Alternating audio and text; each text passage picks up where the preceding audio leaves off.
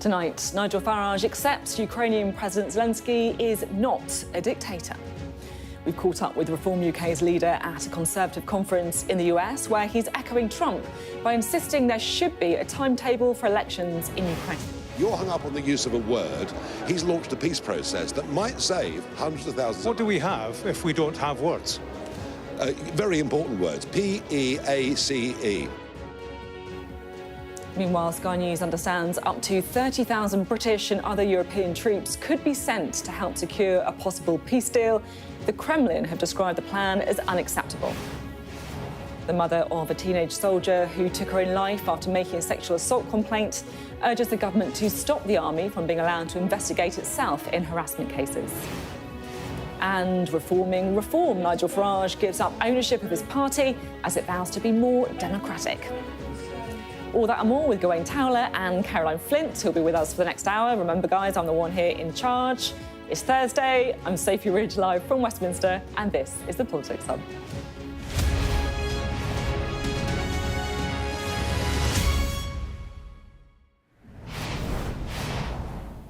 Hello, good evening. Well, Donald Trump's attack on Ukrainian President Volodymyr Zelensky yesterday, branding him a dictator, has proven to be a bit of a turning point here in the UK. Sir Ed Davey, the Lib Dem leader who's been keen to establish himself as the UK's chief Trump critic, said a line needed to be drawn. Conservative leader Kemi Badenoch also felt compelled to speak out. President Zelensky is not a dictator, she wrote. And the government, which had been sticking to a don't confront him head-on strategy on all things Trump, pointedly organised a call from Starmer to Zelensky last night as reassurance, where the Prime Minister made a point of backing him as Ukraine's democratically elected leader. But until this afternoon, we hadn't heard from the party currently leading the polls here in the UK at the moment, Reform UK. It turns out the leader, Nigel Farage, had been travelling to the United States to appear at CPAC, which is the Conservative Political Action Conference in Maryland. Well, there, he said, Zelensky is not a dictator. But he did concur with something else Mr Trump said yesterday, insisting it's right and proper that Ukrainians have a timeline for elections. Well, tonight, Sky's US correspondent James Matthews caught up with him. Let's take a listen. Tell me, Mr Farage, do you condemn Donald Trump's do remarks? I condemn, do I? Well, no, do you condemn Donald Trump calling Volodymyr Zelensky a dictator? I applaud President Trump for launching peace negotiations. Our strategy appears to be backing up Ukraine for 3 years into an endless war that they are going to lose at massive cost. So I absolutely applaud the fact that he's talking to both sides. We haven't seen the full shape of the deal yet, but there is going to be a deal, and let's hope there's going to be peace. Now, Donald Trump has a particular beef with Ukrainian governments over the last few years. It led to an impeachment because of the relationship with the Biden family. And I tell you what, Zelensky, whether you like him or not, has to have elections at some point in time. So let's look big picture. And the big picture is that Trump is doing a great job. Do you think Volodymyr Zelensky is a dictator? No, of course. I mean, don't be ridiculous. But, you know, you never... Is that ridiculous? Donald Trump has called him a dictator. Donald Trump has called Zelensky a dictator. Is that ridiculous? If that's what he thinks, that's what he thinks. Is that ridiculous? Take everything Trump says, not literally, truthfully, but not literally. And you guys, this is typical of UK media, you're hung up on the use of a word. He's launched a peace process that might save hundreds of thousands of lives. What do we have if we don't have words? Very important words. P-E-A-C-E. That's the big word that matters. Why hasn't Donald Trump articulated that? Because what he has articulated are falsehoods, one of which is Ukraine started the war. Do you think Ukraine started the war? I mean, read the words carefully. He doesn't literally say Ukraine started the war. Vladimir Putin started the war. Didn't he? Didn't he say literally that Ukraine started the war? Are you saying that he didn't? OK, he did. If you're happy, he did. Do you think it's good we got peace negotiations? Well, it's not a question about anybody being happy. It's a question of what the President of the United States, the single most influential individual in solving this conflict, potentially, actually said. Putin started the war. We all know that. What he's talking about are the causal factors that go back for years. You know what they are. I know what they are. Hey, I alone predicted the war in 2014 in the European Parliament. That's what he's talking about. But none of that matters. And all of you, every one of you, are obsessing on the wrong things. You speak about Donald Trump and taking him literally. Yes. Donald Trump literally has done everything he said he would do in government and more. Why then, on the evidence of his first month in office, should we not take him literally at his word? Look, he promised a negotiation. He promised he'd talk to Putin. He is. This is progress. We may not at the moment like how it looks, but we haven't seen the final shape of the deal. And the words that he chooses to use in his own style to get there matter far less. You say progress, Mr. Farage, but progress. Many see it as appeasement. Many see it as his Neville Chamberlain moment. Well, many might see it as your Neville Chamberlain moment. If you align yourself with a Trump position that leans towards Moscow. I haven't done that. I've said to you, we're in negotiations. We haven't seen the full shape of it. Let's see what comes. You should be excited about it. We should all be excited about it. If we get a just peace that both sides can live with and the end of the war, that's going to be great news. Let's see where this goes. Let me ask you this. Keir Starmer is coming to Washington next week. So is Emmanuel Macron. You're a man who's spent time in Trump's company. I suppose there is a question of where does it start? Where did discussions start with Donald Trump, given how far apart the United States and Europe seem to be? What's your take on it? I think the discussions obviously start by, what are the European countries as members of NATO when it comes to defence? Are they going to start taking America seriously? Because it isn't just Donald Trump. I mean, all the previous presidents for 2 decades said to NATO members in Europe, can you please start paying your fair share of contributions? Don't take us for granted. I think on that particular point, we're at crunch time, real crunch time.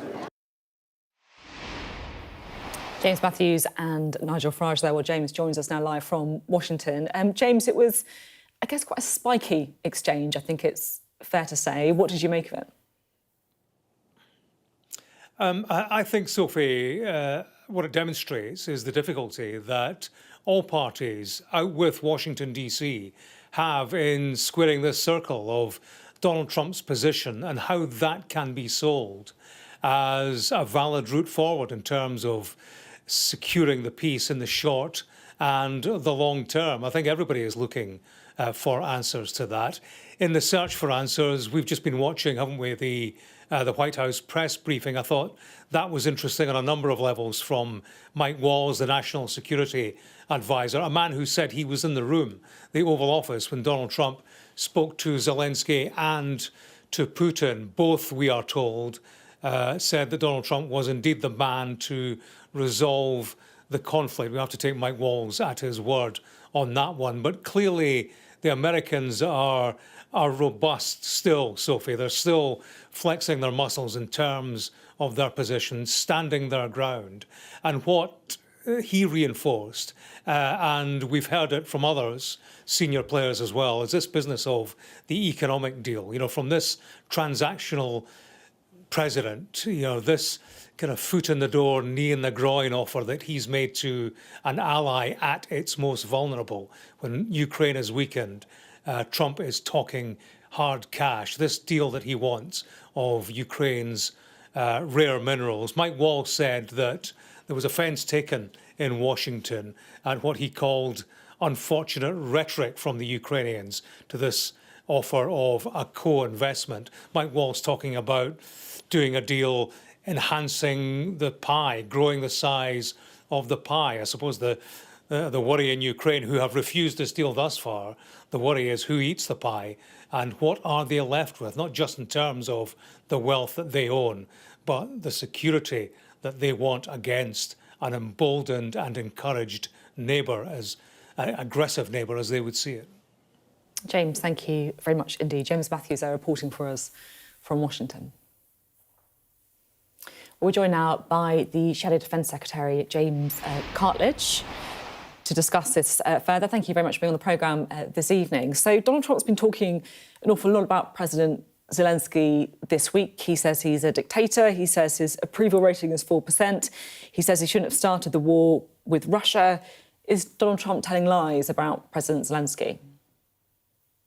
Well, I've already said clearly he's not a dictator. President Zelensky, he was democratically elected.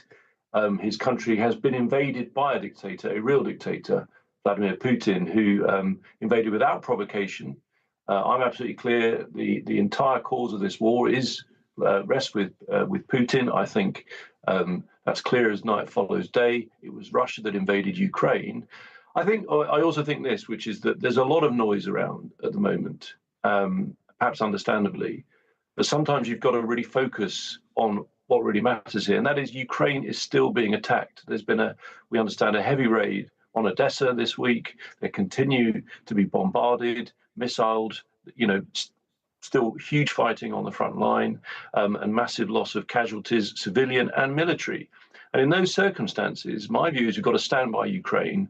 And what I want to see is that all countries continue to give them all possible assistance. We don't know how any talks or, dare I say, negotiations will pan out. I certainly think Ukraine has to be a principal actor in them. We do know that the war is ongoing. And to me, that's why, as an opposition, we stand by the government, as we did in office, in giving all possible support to Ukraine.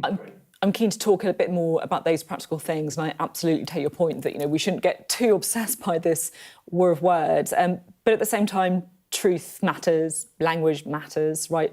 Propaganda and is part of war, right? That's a big part of it, the information side of it.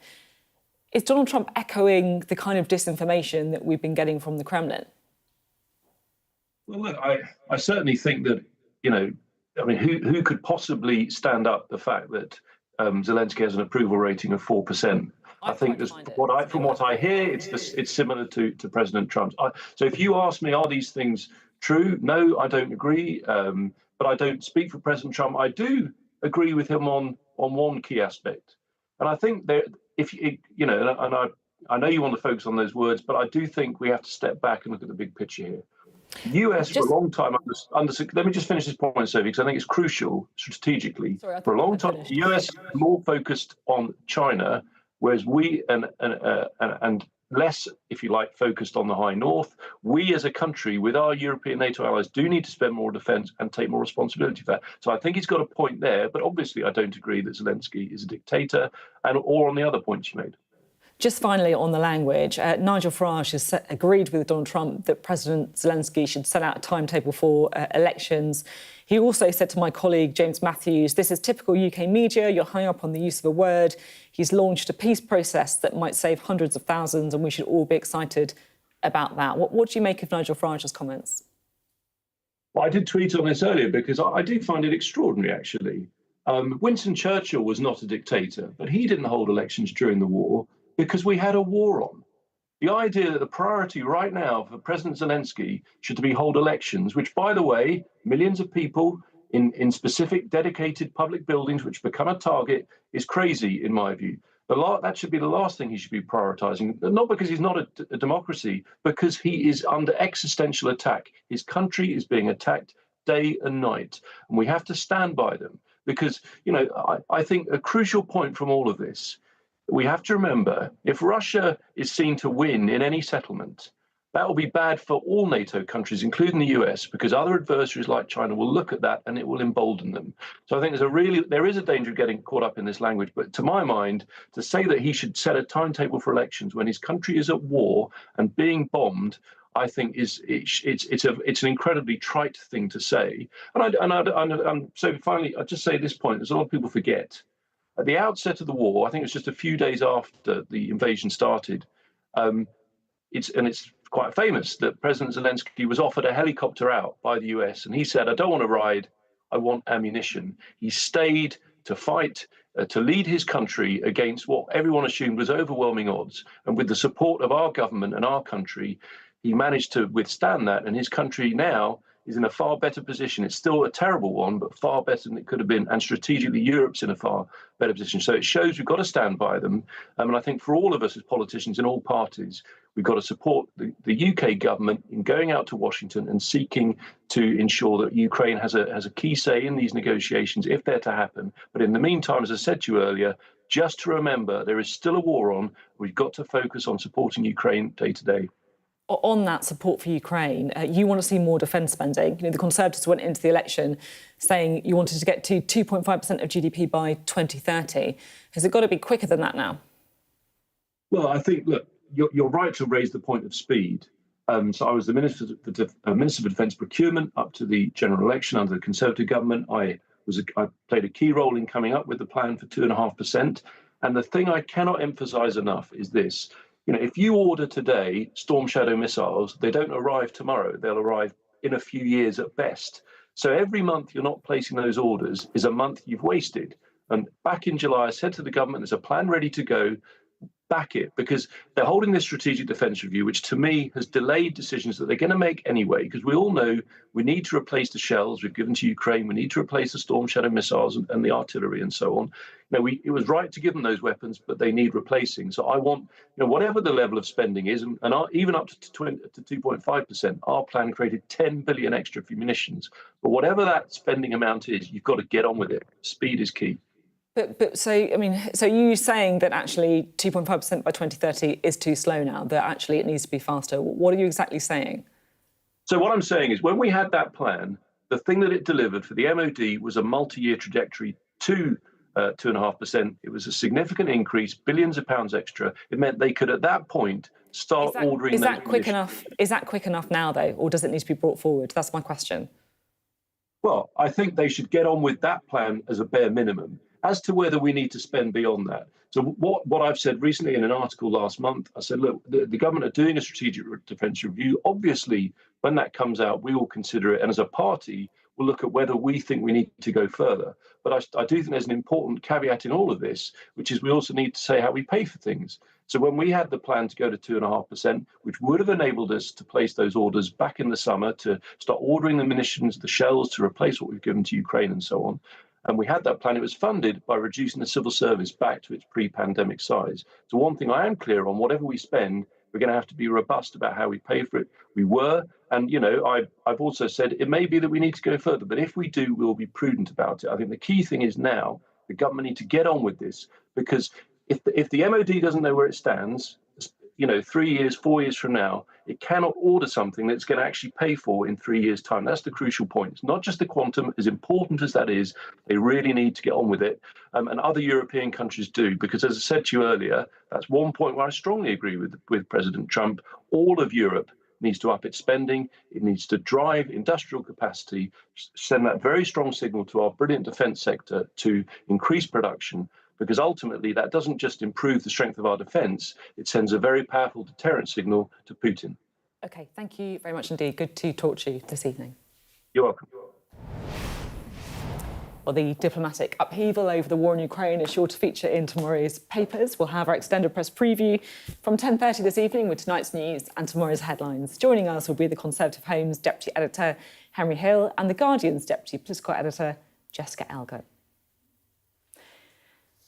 Right, let's bring in our duo for the evening, shall we? The former Director of Communications for the Brexit Party, Gawain Towler, and the former Foreign Office Minister, Caroline Flint. Great to have you both with us. Now, Gawain, I guess that the lovely thing for you now is you don't have to defend Nigel Farage. You can say what you want, but I am going to start by asking you to comment on Nigel Farage's comments, something you're probably quite used to. I mean, we heard there James Cartledge saying it was incredibly trite for him to say that Zelensky needs to set out some election. Yes, I think that at some point, and I suspect what we're talking about is after a peace deal is set, then you bring in the idea of coming. So the peace deal is there, done. Then you can look at elections. There's no point in having elections during a war. But having some idea of saying, OK, we get the peace deal, that's sorted, and then we look towards elections, of course. I did think it was the way you described. Farage was forced to accept that Zelensky wasn't a dictator. Of course, he's not a bloody dictator. And that suggestion that in some way Farage really thinks he's a dictator, but actually he was forced to by Sky, I think was silly. I really do. He doesn't think so. That's clear. And he said it three or four times. Then, are you sure you mean that? And there's something. I think Nigel's concern with the media approach. To me, watching that, I felt it was. We said that he was forced to accept. You said literally the first thing you said in the programme was Farage accepted, as if he didn't think that anyhow. It's this suggestion that he didn't feel that way. No, of course he does, and that to me was silly because it frames the discussion, the following discussion, in a we've done well, we've made him do something he didn't like to do. Well, actually, he's perfectly happy because clearly Zelensky isn't a dictator, and it's just daft.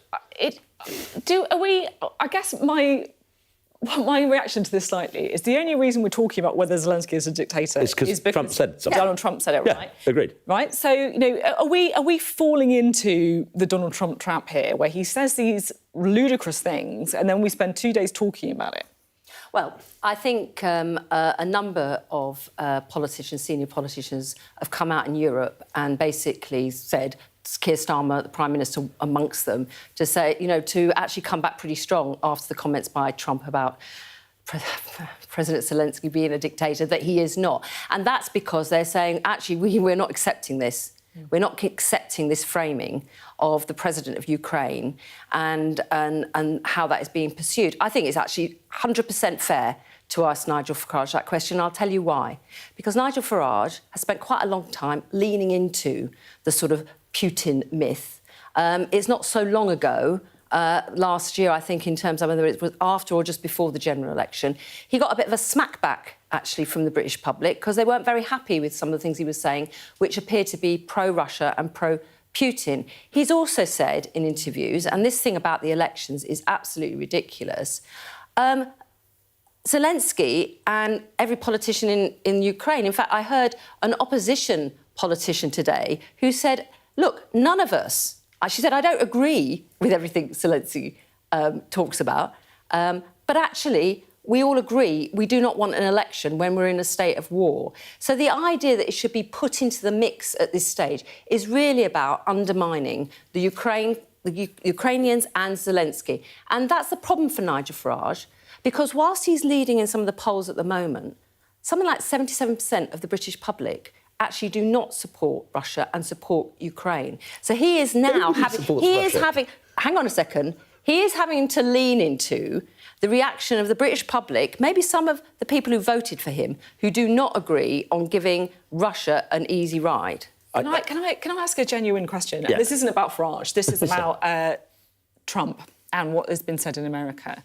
Because it is clear that there is a war of words that is from Donald Trump, it's from JD Vance, it's also from Elon Musk, and we can see that through his platform as well and his recent decision to try and revise some of the community notes, to try and cast doubt on the legitimacy of President Zelensky. That is clearly happening, right? Exactly. So what do you... how should we respond to that in the media? And that's a genuine question.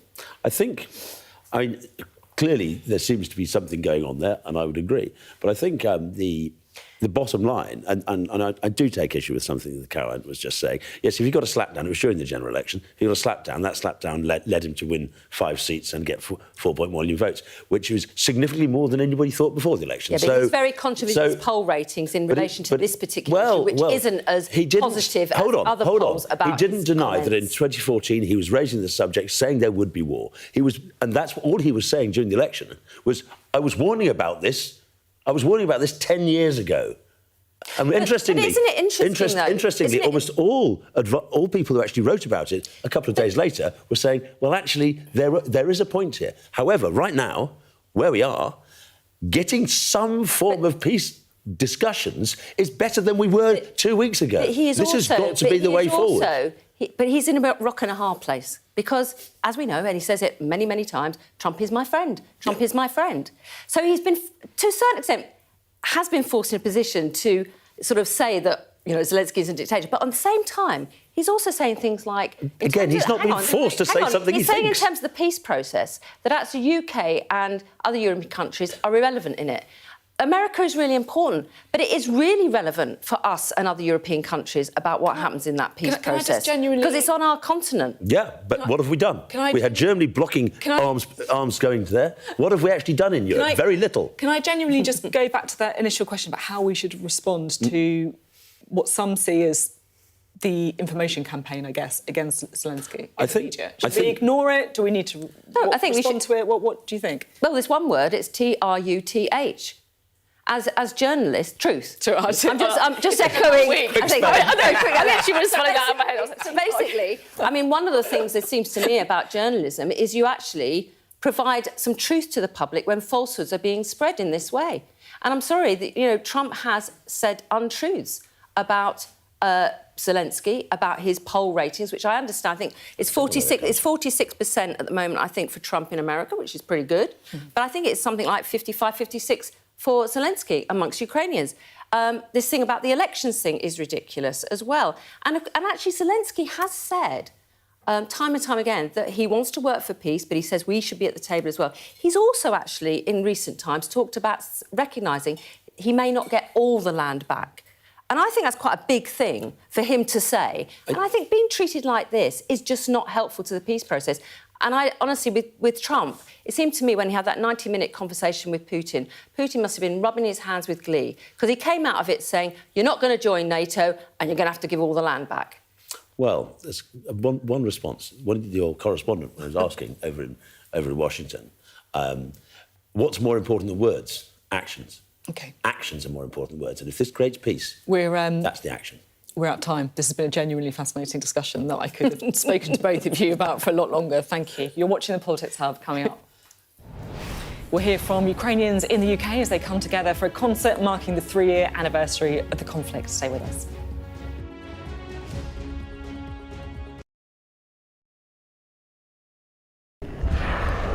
Once almost lost, these denizens of the deep are back. The problem for these whales is global warming. Water temperatures are rising. We're worried that the animals are actually starting to starve.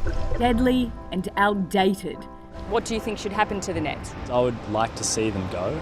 I'm Nicole Johnston, Sky's Asia correspondent, based here in Beijing. A towering monument to the China dream and its demise. From one end of this country to the other, China is littered with real estate that's falling apart. China is facing a tsunami of the elderly. We have to work as long as health allows, otherwise, no money. China is under pressure to pay for the pensions of 500 million retirees. I've reported on a wide range of stories from around the world. Mass protests forced the president to flee. The sight of the president's private swimming pool only reinforces to Sri Lankans the great divide here between rich and poor. Aid groups say Gaza is now the world's most dangerous place to be a child. The Israeli army has raided towns and villages all over the West Bank. These tunnels run all over Gaza. The Gaza Strip is ridden with them. A referendum designed to unite the country has only deepened its divide. Sydney's floodplains underwater again. This is the third or fourth time in 18 months that their homes have gone under. Sky News, the full story first.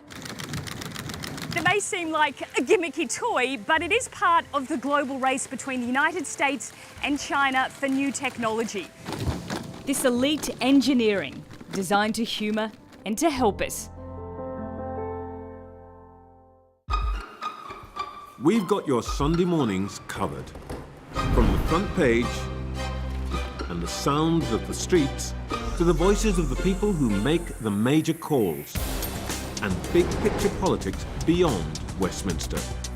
We'll put you at the heart of our story. I'm ready. Are you? Join me, Trevor Phillips, Sunday mornings on Sky News. Hello, welcome back. Now, the question of who would help keep the peace in Ukraine if a deal is reached has again been a point of debate today. Western officials say British and other European troops could be deployed following any ceasefire agreement. From Kyiv, here's our security and defence editor, Deborah Haynes. President. The day after the US president called him a dictator, Volodymyr Zelensky hosted Donald Trump's envoy to Ukraine. Cameras captured the encounter, but no questions allowed, apparently at the request of the American side. The meeting is taking place right now behind those closed doors. Originally, the President and Keith Kellogg were going to be making a statement, but that got cancelled. We've been told, though, that Volodymyr Zelensky is motivated. He has a fighting spirit, despite all this language from Washington. There is the concern, though, that maybe he's not talking to the man in the heart of the Trump circle, that maybe Keith Kellogg is actually a bit sidelined. Still, Kyiv remains eager to engage, including FaceTime with the foreign minister. But the language from Washington is increasingly hostile and seems in part linked to Ukraine rejecting a US proposal to access its natural resources. President Trump is obviously very frustrated right now with President Zelensky. The fact that that he hasn't come to the table, that he hasn't been willing to take this opportunity that we have offered. I think he eventually will get to that point, and I hope so very quickly. But President Trump is, as we made clear to our Russian counterparts, and I want to make clear today, he's focused on stopping the fighting and moving forward. With the US no longer a reliable partner, Ukraine needs Europe to step up.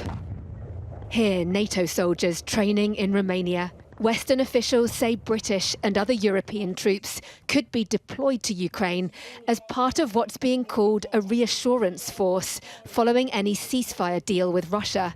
But the very idea prompted an outcry from the Kremlin. Of course, the deployment of military contingents from countries that are NATO members on the territory of Ukraine is not acceptable to us. With the war still raging and so many false claims coming from the White House, we return to one of the towns that Russia first targeted. This memorial in Bucha, a permanent tribute to the victims of a month of Russian terror. This is the reality of Russia's war. Hundreds of people killed, an entire community terrorised. No one here in Bucha believes anyone other than Moscow was to blame for their suffering. Yes, they're rebuilding their lives now, but as one woman asked me, who is going to mend our souls? Olena lived through that hell.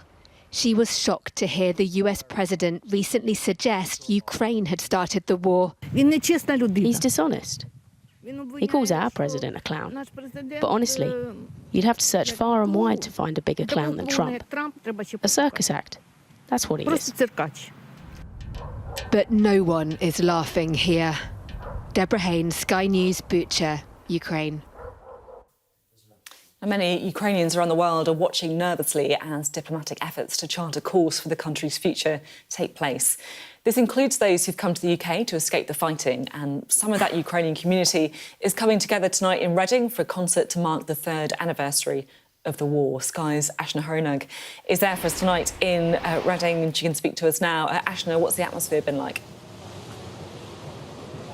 Well, it's been quite sombre, Sophie, because not only is this concert marking 3 years since the conflict began, but there are some 10 million refugees that this war has created. 250,000 of them are here in the UK, and some of them are inside that church hall tonight, listening to the music, listening to those Ukrainian creatives who have come together. But of course, this is all set against this backdrop of this extraordinary war of words that so many people here have been commenting on. They've been quite shaken by the fact that they've seen what appeared at one stage to be their key ally in the United States almost do a 180 on them and suddenly speak in such language that they're used to hearing from an enemy. Some people are saying, though, they have been reassured by the Prime Minister Keir Starmer's words in backing Zelensky, in giving them that reassurance. They want to hear that similar language, they say, from some EU leaders now. But I'm getting the feeling and getting a sense of how people here feel about this exchange. And I spoke to them a little while ago. I was really disappointed, what I can say, because America gave a lot of support for Ukraine, and it's like our friend. But now, I don't know, it's friends, or now it's looking like they're going to be friends with Russia, and I didn't expect like it can be like this. Maybe all Ukrainian people don't feel support of America because it's a very bad joke or bad decision to do everything that Trump does made us for Ukrainian, because a lot of Ukrainian people believed that when Trump will president, he will support Ukraine. If U.S. is stepping back, it makes me really lose trust in whatever is said, by the big leaders of the countries. Well, I think you get a sense there that they do feel this position of their country, they feel as though it's in quite a precarious position. They know that their return home to Ukraine, if some of them do want to go back, and many of them do want to see family, want to see friends, it hinges on this truly delicate diplomatic balance. And many of them are saying, and actually speaking to them today, Sophie, it gives you a sense and it reminds you of the Ukrainian sacrifice that they've made to withstand Russian aggression. And actually, many of them say that the past 24, 36 hours really does put some of that at risk. And it means that some of them, they feel as though they're doing this for nothing, and actually it is their lives that hang in the balance. Really important words there, Ashna. Ashna, thank you very much indeed. Well, staying with Ukraine, I've been speaking to Sir Martin Lyle-Grant, who previously served both as UK National Security Advisor and as the UK's ambassador to the United Nations. Thank you so much for being on the programme. It's great to have you here. So, according to Donald Trump's number 2, JD Vance, we're on the cusp of a lasting peace. Is that true to you? It doesn't feel like that, I must say. I think we're right at the beginning of a process that's going to take several months, I would think, before a really sustainable peace can be achieved in Ukraine. Do you think, how does that peace come about then? How can you envisage getting to the goal of that lasting peace? Well, there's going to have to be compromises on both sides. But at the moment, the Americans are not really acting as independent brokers. You know, they're putting quite a lot of pressure on President Zelensky in Ukraine, but making concessions to the Russians. And the positions of the two parties actually involved in the conflict, Russia and Ukraine, are very far apart.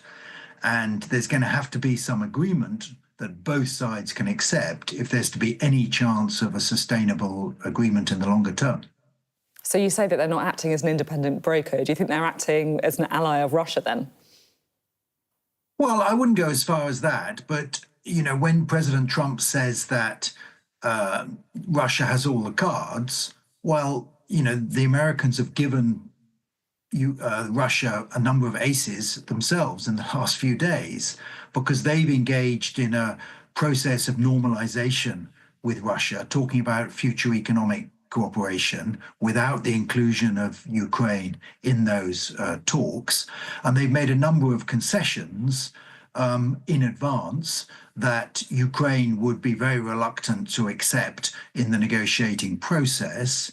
And there's been this sort of war of words where President Trump seems to be undermining President Zelensky's legitimacy, which obviously is part of a Russian narrative for many years. So I think Russia will feel very happy with the way things have developed in the last week, but President Zelensky will be very concerned. We've also been talking an awful lot about a peacekeeping force or a stabilisation force, who that would be, what that would look like.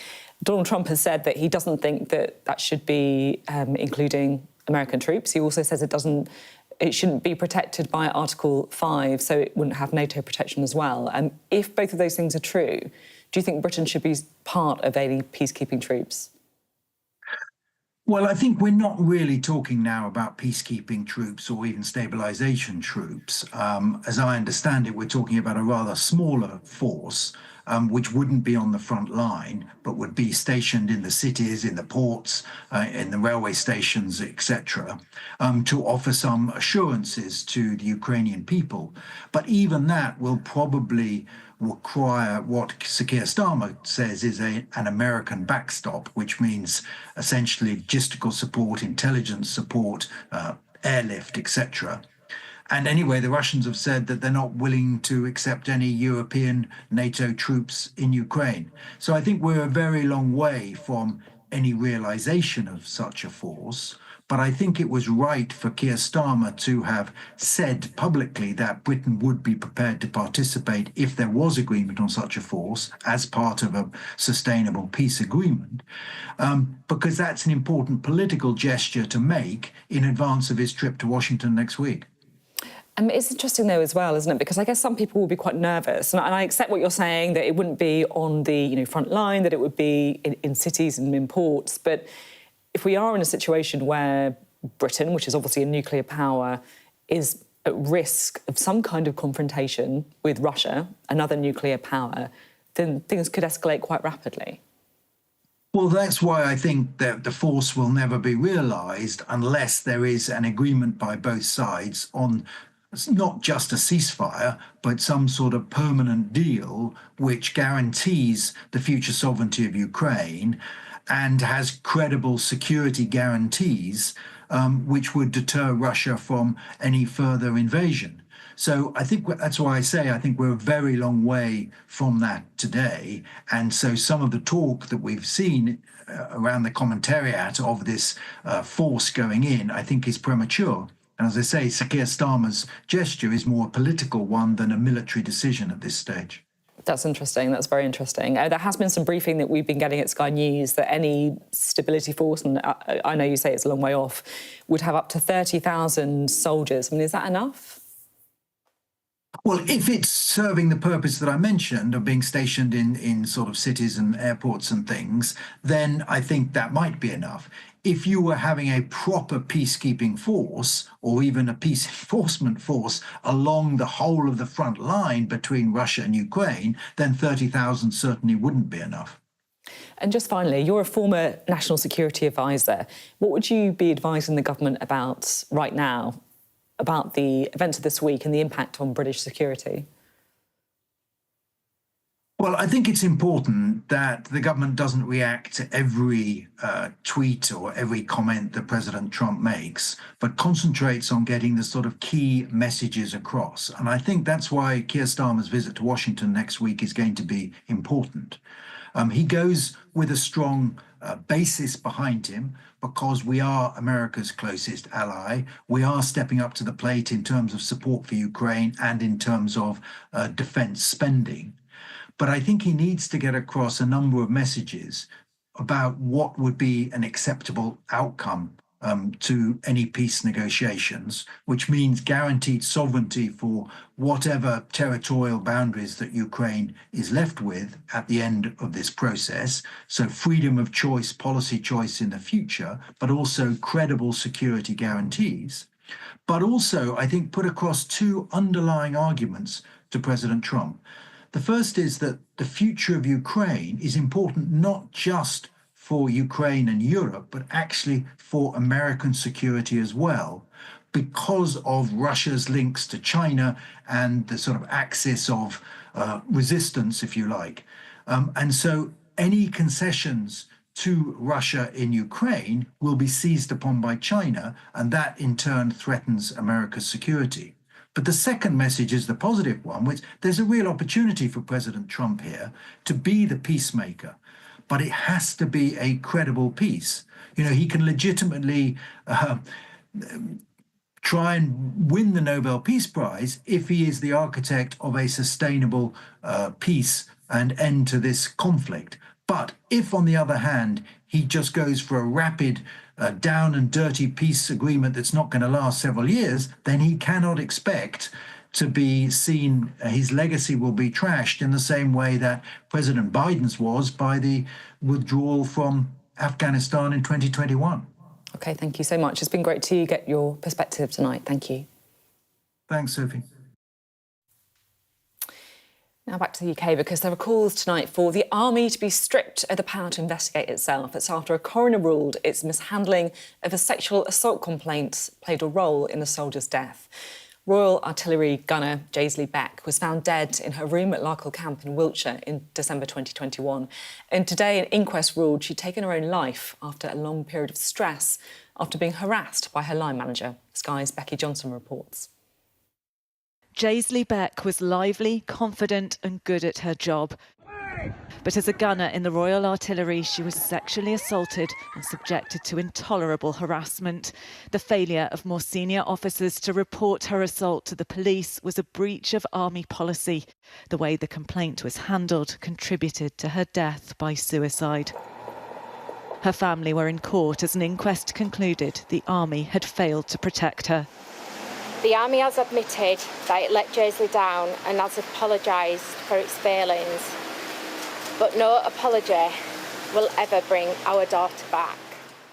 Instead of facing serious sanctions, the soldier who sexually assaulted Jaisley simply wrote her a letter of apology. He was later promoted.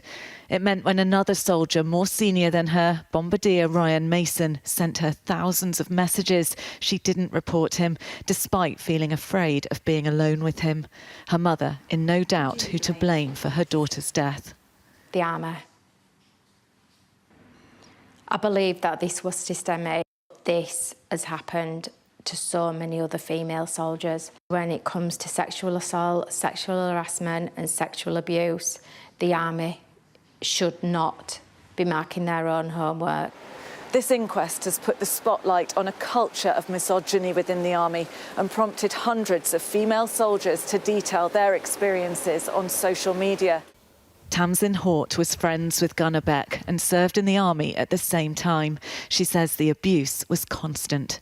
I don't think it is safe for young women, or even not just young women, any woman in the army. It's a man's world. It's a lad's culture. You're a lad if you say things like that, or you do things, or you're inappropriate. You're a lad, that's it. Some people make your life a living hell, and that is the reason why I left. From the army, an apology and acceptance that Gunnar Beck was let down. The 3 years since Jaisley's sad death have seen significant changes in the army, including the introduction of clear and unequivocal policies to state that there will be zero tolerance to unacceptable sexual behaviours. The family of Gunnar Beck have urged the Prime Minister to ensure immediate change so women can serve in the British Army without fear of harassment and abuse. Becky Johnson, Sky News, Salisbury. To Gawain and Caroline, it's a really shocking case, I'll be honest, and some of the details that come out. Caroline, what's your response? It's awful. Unfortunately, I don't think it's isolated at all, and I think it's probably still going on. So the idea that it's 3 years since and somehow things have changed, I think actions speak louder than words, and I do believe that until they can prove that it's really changed, a more independent agency to deal with some of these cases would be worthwhile. One of the individuals who actually was the sexual assault, really that should have been reported to the police. And I think the army lost an opportunity there. And when something happens and someone steps up, whether it's in this case sexual harassment, or we know of also racism as well, has been a feature for some black soldiers too. If that's not dealt with properly and you're ignored, then is it any surprise that when it happens again, they don't feel empowered to raise their voices again? It is awful, and I have huge sympathy for her family, but also for every other woman in the army now who must be looking at the news tonight. Many of them will say, this is happening to me right now. Yeah, her friend was really moving, I thought, when she was speaking about it as well. Gawain, you know the army, right? Yeah. You come from a sort of army family, you were telling us. Do you recognise any of the sort of behaviours that we saw there? I do, but I also recognise those behaviours in the broader society. I see that this in different works. I see it in politics. I see it in Westminster. Yeah, it's true. And it's all. It's a bit rich. Now the army, particularly the non-commissioned and the private soldier part of the army, is largely white working class. It is, and what do we see? Across the nation, there are significant issues, and I think it is a reflection of society. Now, whether it should... Many of the pressures that military personnel face, particularly when outside the UK, when they're serving, as we might be sending people off to Ukraine in theatre, are different.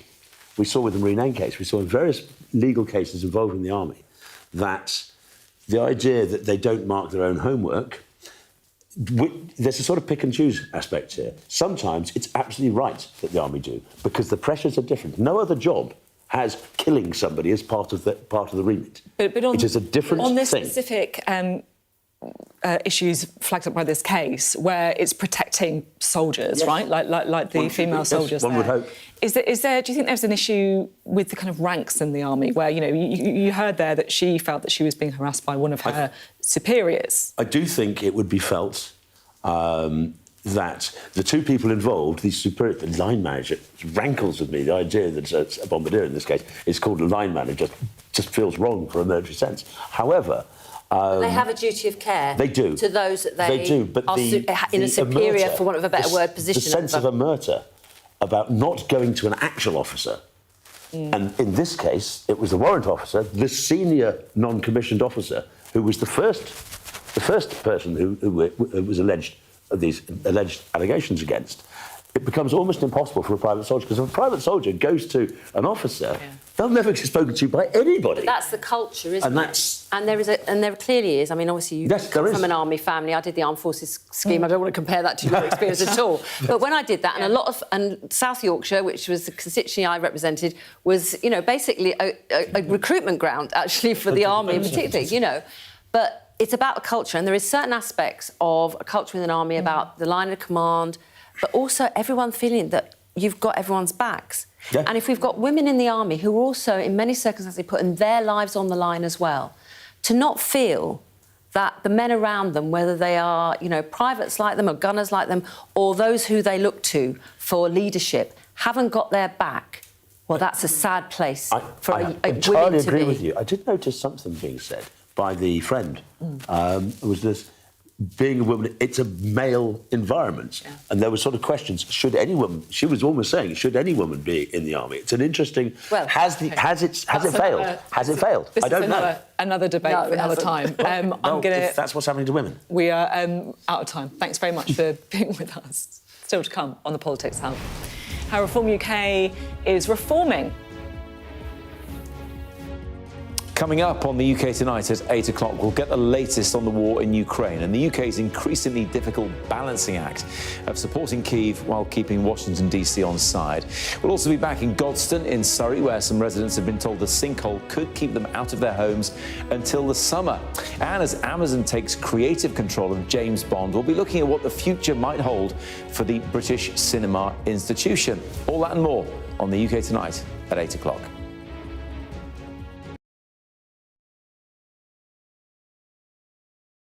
Sunday, the Premier League is exclusively on Peacock.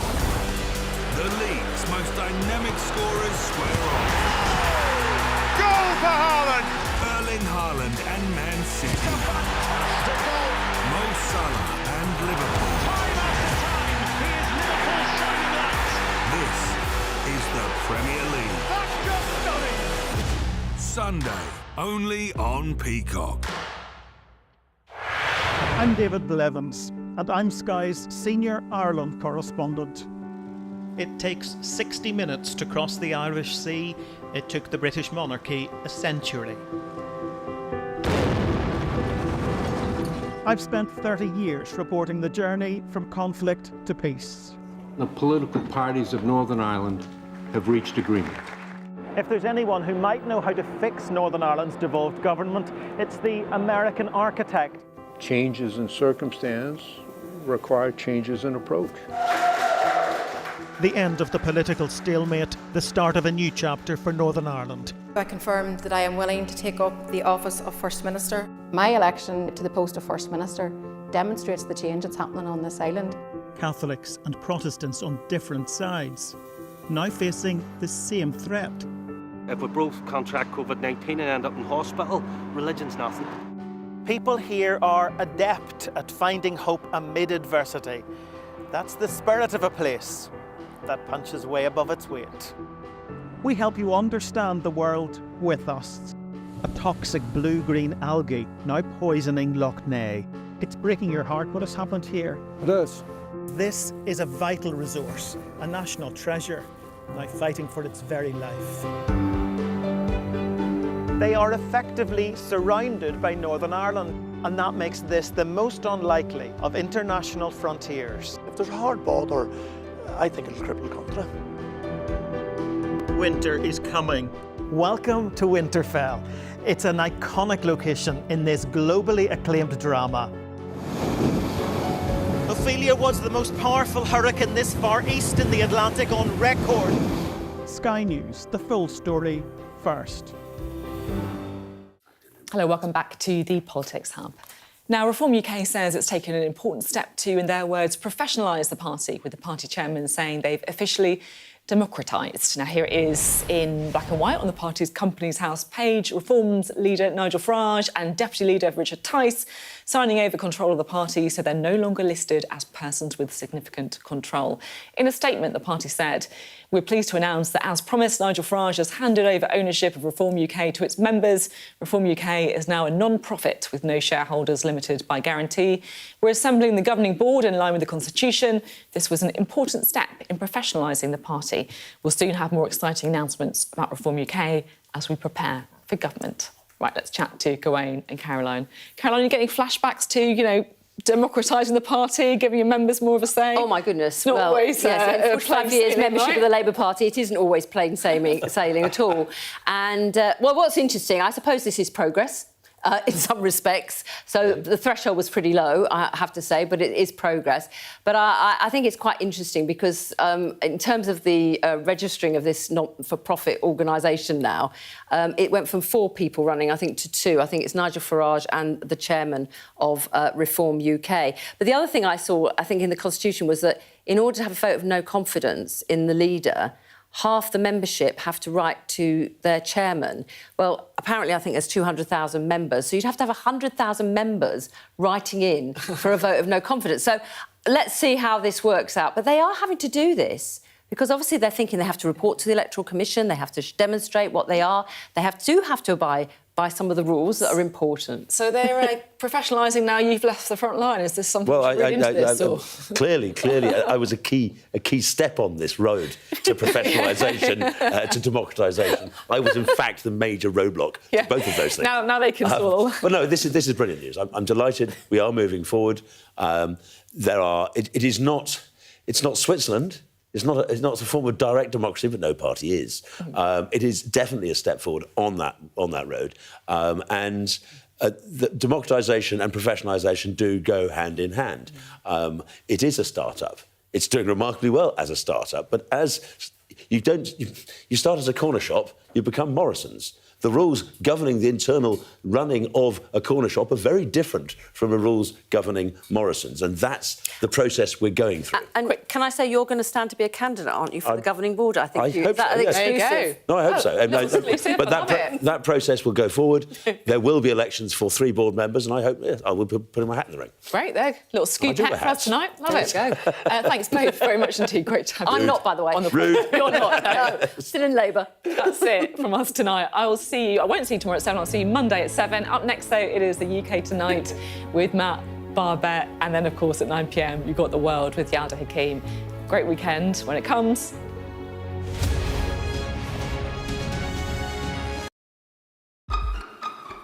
We've got your Sunday mornings covered.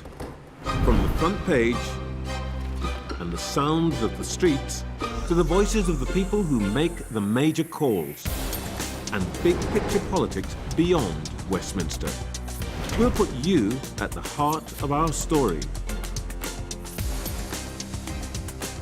I'm ready. Are you? Join me, Trevor Phillips, Sunday mornings